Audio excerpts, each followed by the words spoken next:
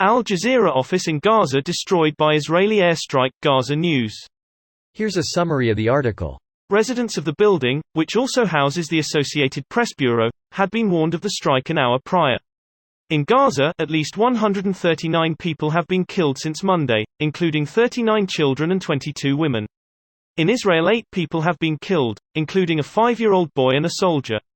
Early Saturday, an Israeli airstrike hit a 3-story house in Gaza City's Shati refugee camp, killing 8 children and 2 women from an extended family.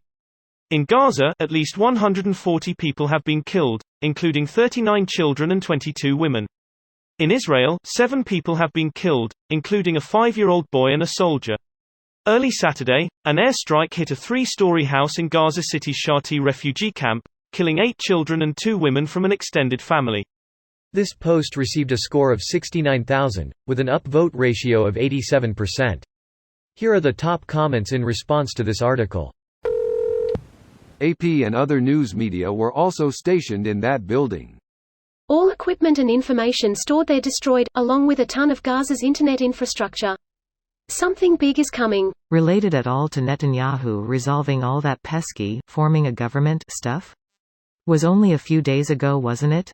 His 28-day deadline to form a coalition government ended May 7, and the opposition leader Yair Lapid was then given a 28-day window to form a coalition government instead.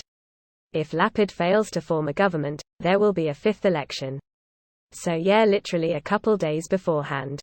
Lapid could only form a coalition by including the Arab parties.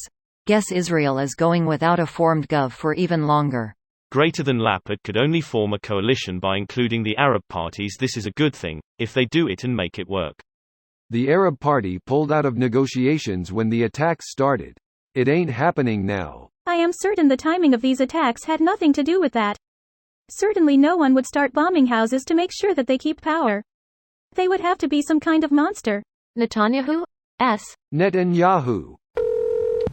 The world will know less about what is happening in Gaza because of what happened today, AP President and CEO Gary Pruitt said in a statement. We are shocked and horrified that the Israeli military would target and destroy the building housing AP's bureau and other news organizations in Gaza. This is an incredibly disturbing development. We narrowly avoided a terrible loss of life, he said, adding that the AP was seeking information from the Israeli government and was engaged with the U.S. State Department to learn more. Opening square bracket. AP of all people shouldn't be shocked. They've been on the ground there for decades, covering, reporting, and documenting all the horrors of the apartheid regime. They honestly should have just seen it coming. Free Palestine. I doubt they are actually shocked. They are just more communicating to the wider world that the person reading this should be shocked and horrified at how Israel is acting.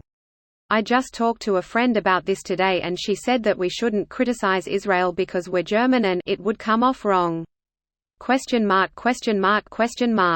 I'm fairly sure you can criticize Israel without being anti-Semitic. And what Israel is doing deserves to be condemned. It's mind-boggling that they don't see the parallel between what was done to them and what they're getting themselves into. This video was automatically created by Reddit to speech. The article and comments in this video were selected from Reddit according to their upvotes, and any paraphrasing was performed by smmry.com, without any human intervention.